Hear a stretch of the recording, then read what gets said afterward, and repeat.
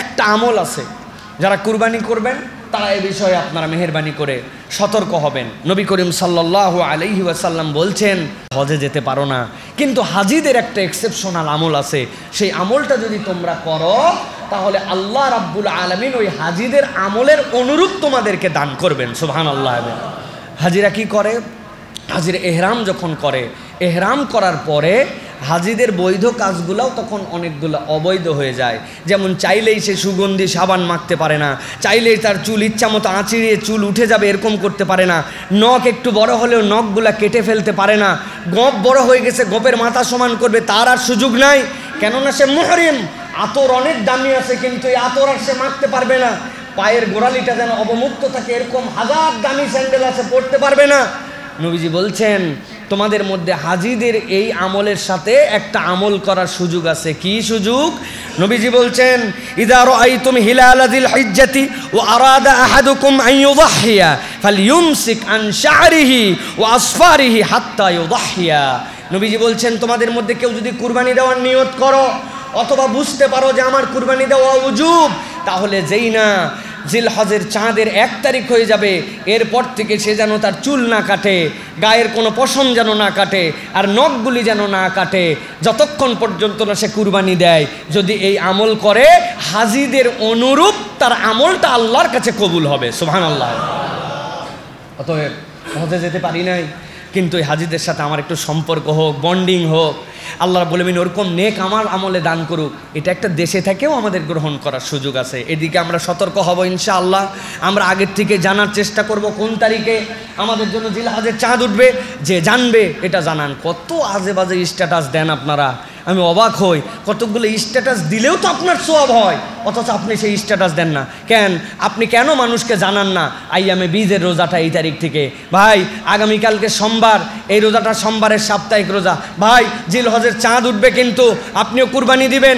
আজকে আপনারা পরিষ্কার হয়ে যান, 29-এ উঠতে পারে, 30-এ উঠতে পারে, আমরা কিন্তু আগামী 10 দিনে আমরা এটা করব না। কত আজে বাজে জিনিস শেয়ার করে, কত আজে বাজে জিনিস ফলো দিয়ে রাখে, কিন্তু এইগুলোর ক্ষেত্রে মুসলমানদের কোনো আগ্রহ নাই। আমরা একজন আমল করব, অন্যজনকে জানাবো। কি হবে? আদ-দাল্লু আলাল খাইরি কাফাইলিহি।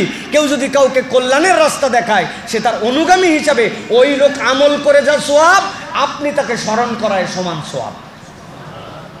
এই জন্যই তো আমরা স্মরণ করাই না। বেটা আমি খালি বলে দিলাম আর সব সওয়াব নিয়ে নিল, এরকম বিষয় না। নবী করিম সাল্লাল্লাহু আলাইহি ওয়াসাল্লাম একই মাসলা বলছেন, ওই ইফতারির ক্ষেত্রে তোমার ভাইকে খাওয়াও, আল্লাহ তোমার সওয়াব দিবেন, তবে লা ইয়ানকুসু আনহু আমালুহু, তার আমল থেকে কিছুই কমানো হবে না, সেও পূর্ণ সওয়াব পাবে। সুবহানাল্লাহি ওয়া বিহামদি। তাহলে এইটার ক্ষেত্রে আমরা মনোযোগ দিব ইনশাআল্লাহ। আরেকটা বিষয় হচ্ছে প্রিয় ভাইয়েরা, সেটি হচ্ছে আধুনিক যে আমাদের সমাজ, এই আধুনিক সমাজে আমাদেরকে নতুন করে অনেক বার্তা শেখানো হচ্ছে। এই বার্তাগুলোর মধ্যে একটি বার্তা হচ্ছে যে কুরবানি নিয়েও আপত্তি করে। মুশফিকুর রহিমের কথা এর আগে বলেছি, বাংলাদেশের ক্রিকেটার, উনি কুরবানি করার পরে ওনার অস্ত্রটা হাতে নিয়ে এরপরে বলছেন আল্লাহর জন্য আজকে কুরবানি দিলাম। এটা ফেসবুকে দিছে, ফেসবুকের কমিউনিটি রেস্ট্রিকশানে চলে আসছে, পুরা দেশব্যাপী তোলপাড়। এটার দ্বারা একটা অমানবিক কাজের তিনি জিনিস করলেন, কিন্তু এটা দেখাবেন কেন? আমাদের সমাজ সেকুলার হতে হতে এত দূর পর্যন্ত আপডেট হয়েছে, এত দূর পর্যন্ত সাহসী হয়েছে যে মুসলমানদের কুরবানির বিধান নিয়ে, মুসলমানদের অন্যান্য ইবাদত নিয়ে তারা নানান ধরনের কথা বলে। আল্লাহ রাব্বুল আলামিন এদেরকে হেদায়েত দেখ, আর আমাদের কমিউনিটিকে এই সকল ফিতনা থেকে বেঁচে থাকার মতো তৌফিক দান করুক। মুসলমানদের যে ইবাদত, যেটা আল্লাহ বলছেন এটা আমি প্রকাশ করতে বলছি, আপনাকে এটা প্রকাশিত রাখতে হবে। আমি বলতেছি না আপনাকে তলোয়ারের ছবি ফেসবুকে দিতে হবে, কিন্তু আপনার ইবাদত নিয়ে আপনার মনের মধ্যে কোনো যেন দৈব নীতি না থাকে, তাহলে আপনি মুনাফিকে পর্যবসিত হবেন। আপনার মনের মধ্যেও কথা শুনতে শুনতে মনে হয়েছে আসলেও কি এরকম করা উচিত কিনা। যদি এইটা হয় তাহলে বুঝবেন আপনার অন্তরের মধ্যে নিফাক ঢুকে গেছে।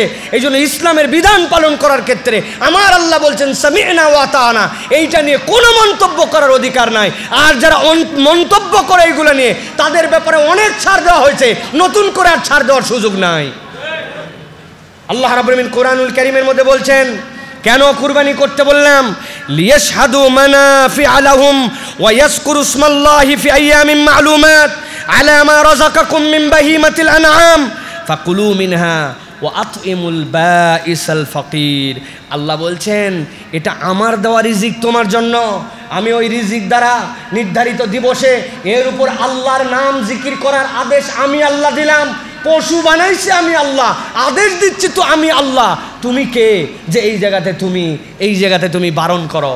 আমরা মুসলমানরা বিসমিল্লাহি আল্লাহু আকবার এইটুকু বলে জবেহ করি, আমাদের পশু হালাল হয়ে যায়। আর আমার পাশেই একজন আল্লাহ মানে না, রসুল মানে না, ইসলাম মানে না, ঈমান থেকে দূরে, সেই লোক জবেহ করলে আমরা বলি যে আমাদের এই জবে খাওয়া যাবে না। কখনো ভেবে দেখছেন কারণ কি ভাই? কোনো একটা অমুসলিম যদি বিসমিল্লাহি আল্লাহু আকবার বলে জবাহ করে, সে অমুসলিম কিন্তু বলছে বিসমিল্লাহ আল্লাহু আকবার, সেও জবাই করলো, যা যা তরিকা আছে। আমারটা বিসমিল্লাহি আল্লাহু আকবার এইটুক বললে হালাল হয়, আর ও জবাই করার পর হালাল হয় না কেন? কারণ ক্লিয়ার, আমি আল্লাহ রাব্বুল আলামিনের চোর বান্দা নয়, আর সে হচ্ছে চোর। চোর মানে কি? আল্লাহ আমাকে এই রিজিক দিছেন, আমি স্বীকার করে নিছি এটা আল্লাহর দেওয়া, তিনি রব, অতএব তার নামে জবে করতেছে, আমি চোর না, আমার জন্য হালাল। আর সে আল্লাহর দেওয়া রিজিক স্বীকার করে না রব্বুল আলামিনকে, সুতরাং মালিকের পশু সে অন্যায়ভাবে জবাই করতেছে, এই জন্য সে চোর। তারটা আমার জবে গ্রহণও করা যাবে না, আল্লাহর কাছে কবুল হবে না। সিম্পলি এইটুকু পার্থক্য কেবল। আল্লাহু আকবার, আমার রব বড়, তিনি আমাকে দিছেন। এখন এই মাসালাতে ঘুরায়া ফিরায়া আপনাকে যারা বুঝ দিচ্ছে কুরবানির পশু এত পরিমাণ প্রাণীকে হত্যা করে ফেলা হচ্ছে, বেকুবের দল জানে না যে রব্বুল আলামিন এর দ্বারা সার্কেল অফ দ্য ওয়ার্ল্ডকে ঠিক রেখেছেন। কুত্তা তো কেউ জবাই করে না আমাদের দেশে, তাতে তো প্রত্যেক জায়গায় কুত্তাতে গিজগিজ করে ফেলার কথা, কারণ ওর তো 5-6টা করে বাচ্চা হয়, কিন্তু কুত্তার বাচ্চা কোথায়? আর প্রত্যেক দিন কয়েক কোটি কয়েক লক্ষ ছাগল খেয়ে ফেলে বাংলাদেশে। কোনো দিন তো কোনো বিয়ের অনুষ্ঠানে আকাল পড়লো না যে ছাগল পাইলাম না জন্য আমাদের বিয়ে আটকায় আছে। বোঝেন না এগুলা? এটা আল্লাহ রাব্বুল আমিনের দেওয়া নিয়ামত। এই জন্য প্রিয় ভাইরা, সুতরাং এই যে বিশ্বের বড় একটা বাজার, বিশ্বের চামড়ার বাজার, বিশ্বের মানুষের জন্য যে দরিদ্র বিমোচন মানুষজন পশুপালন করে, এগুলো সবগুলা কুরবানির সার্কেলের সাথে জড়িত।